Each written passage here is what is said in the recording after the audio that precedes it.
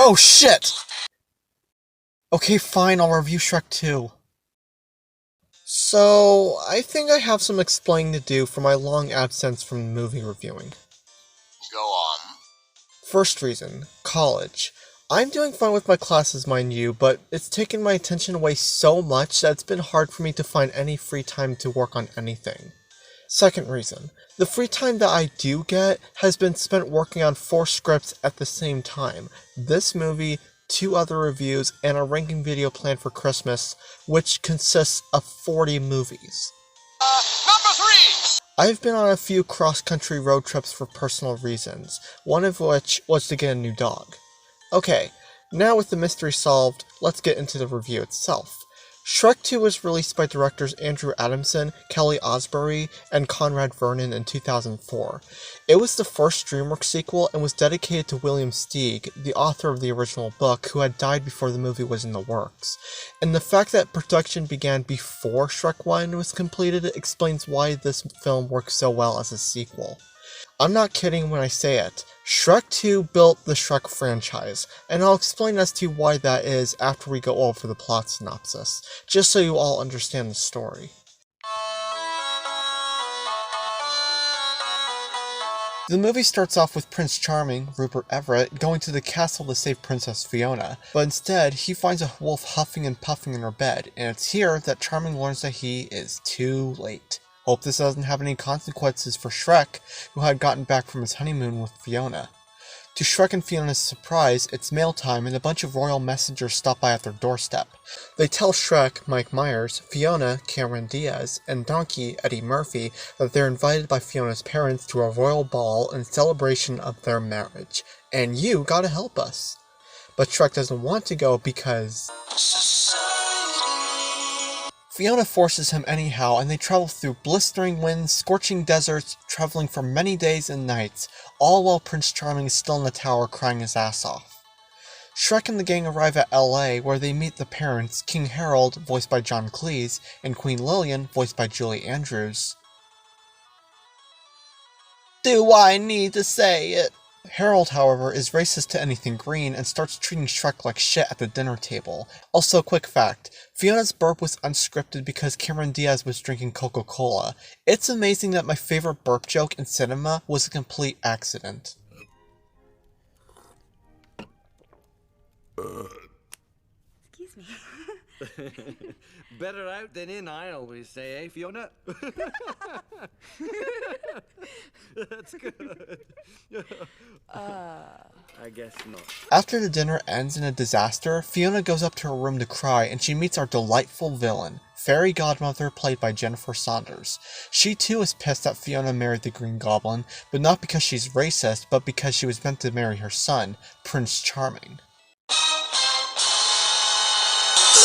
Shrek then gets insecure about Fiona's happiness as Fairy Godmother files a complaint to Harold. She orders him to get rid of Fat Kermit, and Harold hires Puss in Boots, Antonio Banderas, to kill him.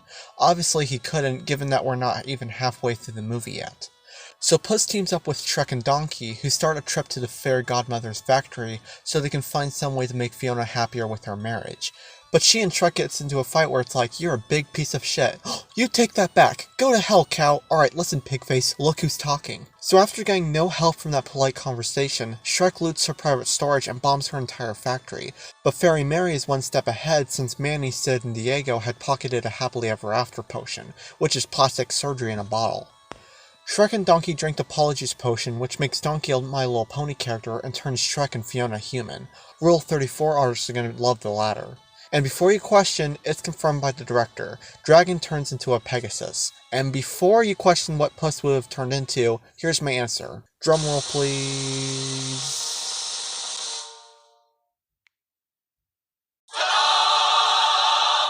They travel back to LA, and Shrek and Fiona completely miss each other, resulting in Shrek getting locked away by the Fairy Godmother and allowing Fiona to be tricked by her son. In Fiona's room, Fairy Godmother pokes fun at his appearance and tells him, hey, she doesn't like green Teletubbies, you'll just embarrass her. Now get lost.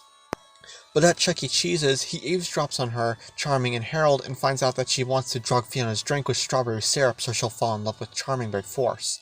Knowing that this is turning into the word I can't say because of YouTube, Shrek and the gang go to save her, but Fairy Godmother has them arrested. Fortunately, the fairy tale gang back in the swamp were watching and traveled to far, far away to rescue them. Please take note that they got here in one afternoon, while for Shrek and the gang, it replicated the speed of my Wi-Fi connection. They first stop by at Build-A-Bear Workshop to create the Godzilla of cookies, Farquaad would be shitting himself, and they use him to raid Disneyland, all while Fiona doesn't question why Donkey isn't present at the ball. With one 10 out of 10 scene, the cast of Once Upon a Time crashes the party. Godmother attempts to use the strawberry syrup plan, but Fiona goes boing and cracks Charming's head open like a Kinder Egg. Now pissed at Shrek, Fairy Godmother is like, "Nobody calls me a cow, you bitch." But Harold's one of those players who switches teams mid-battle and says, "Get fucked!" I don't feel so good. So Harold's spell wears off and he turns back into Kermit, which also means that Fiona is part frog, just saying. Fiona declines Shrek's offer to turn human forever, and they remain as ogres from then on. They party the night away as Dragon shows up with some unholy sight that makes me want to scrub my eyes with an Amazon package type soap bar. The end. So let's talk about the movie. Shrek 2, at least in my eyes, is more likable than the first. Throughout my childhood and adulthood, I watched this movie on repeat without hesitation. My history with this is so strong that it was my test monkey when I was designing my thumbnails. Yep, this thumbnail is older than my Monster House review. As I said at the beginning of the video, Shrek 2 built the franchise, shaping both the story and real life apparently. Because when you really think about it, everything the third and fourth movie focus on is far, far away, and all the characters that Shrek fans will name off the top of their head. Fairy Godmother, King and Queen, Doris, and especially Puss in Boots. Anything that was mentioned in the first movie can pretty much be forgotten about, since nothing and nobody has anything to do with Farquaad and Duloc anymore. And how about I mention the gingerbread man in the room, the theme. In the last movie, we see magic and fairy tale creatures, but they're just sorta there. If you take out the subjects of fables and storybooks, then the film will be a simple knights and princess story, but the second movie centers around it, and even expands the film's universe as an addition, like where Fiona came from, where the fairy tale villains are, that stuff. And therefore, it's literally impossible to remove the magic and fairy tale element. And therefore, it's literally impossible to remove the magic and fairy tale elements from Shrek 2. So to sum it up, Shrek 2 is the best example of a great sequel. And to be honest, as a movie in general, you can literally skip the first movie and be able to watch the second film as it is. Let's talk about some of the characters, proof as to why this movie is great at expanding. Shrek's emotional theme in the previous movie is being insecure about who he is on the outside. He likes the beautiful and fair princess, but can he even win her heart when he's a hideous green ogre? Shrek 1 handled that theme really well, and even ended it perfectly with the message of body positivity. Now, in the second film, Shrek's insecurities is pushed even further. He now has to win the approval of Fiona's parents, and while one of them is willing to give him a chance, the other is done with this shit. So with a brick ton of crap weighing on his shoulders, Shrek also learns through the Princess Diaries that Fiona was promised the dream marriage of marrying a handsome prince while also being beautiful herself. But because of the events of the first movie, Fiona didn't get that, and it's why Shrek feels guilty that she didn't get the life she wanted. Watch this, Lise. You can actually pinpoint the second when his heart rips in half. And now. And so, Shrek puts her first and changes his appearance, feeling that she'll be happier if they were both beautiful. But Fiona makes pretty much the ultimate decision in the franchise. She says no, I want to be a Kermit forever. And so, it results in Shrek being happier about himself, and Harold finally understanding that she chose him as a husband for a reason. It's a lot of plot to take in on paper, but how it was executed thanks to the writers makes it well-paced, emotional, believable, and enjoyable. What else could I add, honestly? It's just such a perfect extension to the last movie's subject. And let me add the fact that if this movie came out any later, we would have seen Shrek as a human in the trailers. So, big thumbs up to them not spoiling the biggest surprise in the movie. Anywho, I think we talked about Sharona and Shrek long enough. Let's talk about the other characters. Donkey, without a doubt, is sort of weak in this movie. While he's not as weak as his third movie's counterpart, and the growing friendship between him and Puss is both funny and wholesome, there's not exactly much that he does in this movie. In the second and third act, it almost feels like he was swept under the rug when you look back at the first Donkey.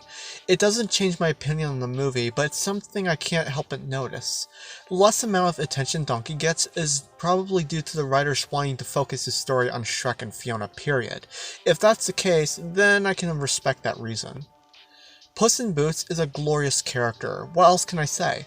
He's possibly the only stereotyped character that I enjoy and respect. The concept of him being this cat with ninja-like skills is hilarious, and he's overall such a badass. No wonder he got his own spin-off.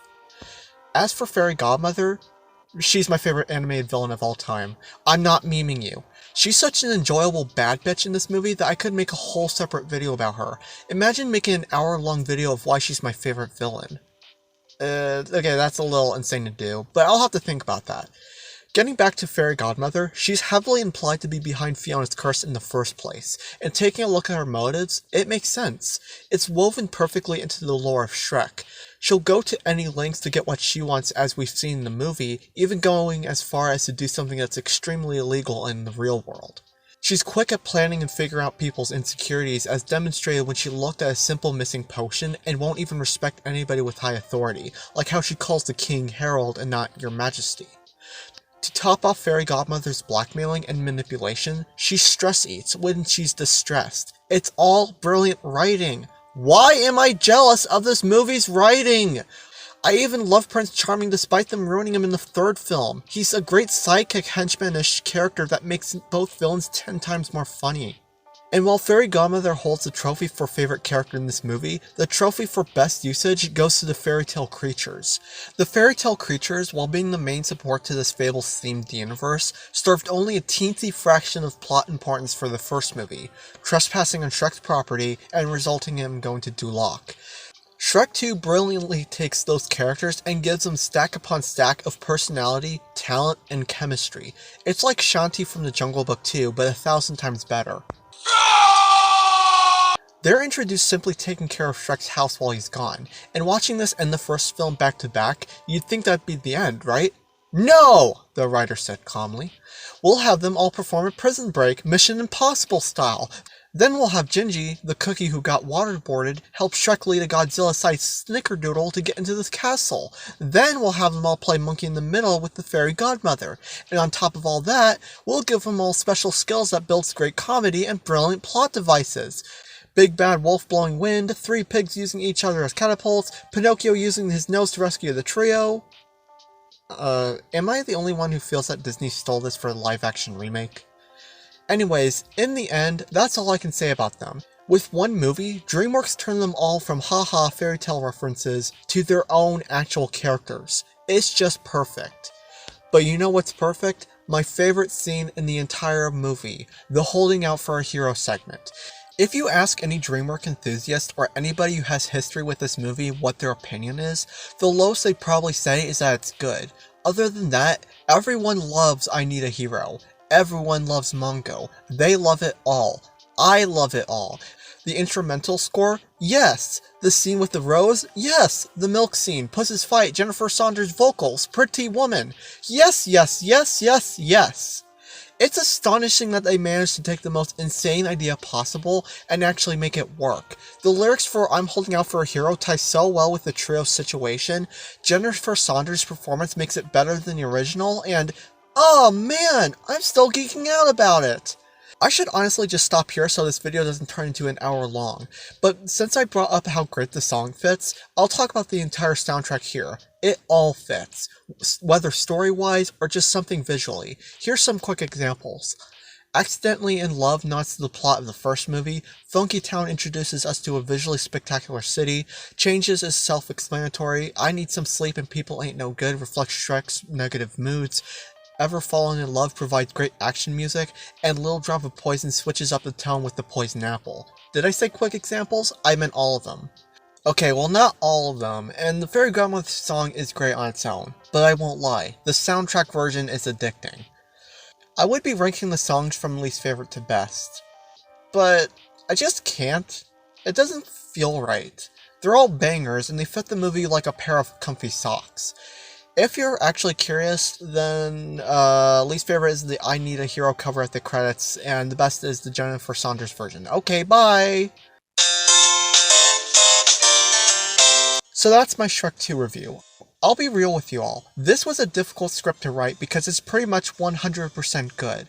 The only negative is that end credits. But hey, it's an end credits. It's easy to forget as long as you don't make an embarrassing third installment. Shrek 2 is the definition of a perfect sequel, and personally, I love it way more than the first film. I'm holding out for the 2004 Shrek 2 movie at 10 out of 10. Now with the holidays coming up, I better get started on the reviews list on my to-do list. And that ranking video is staring at me like an ugly turd in a toilet bowl. Oh boy.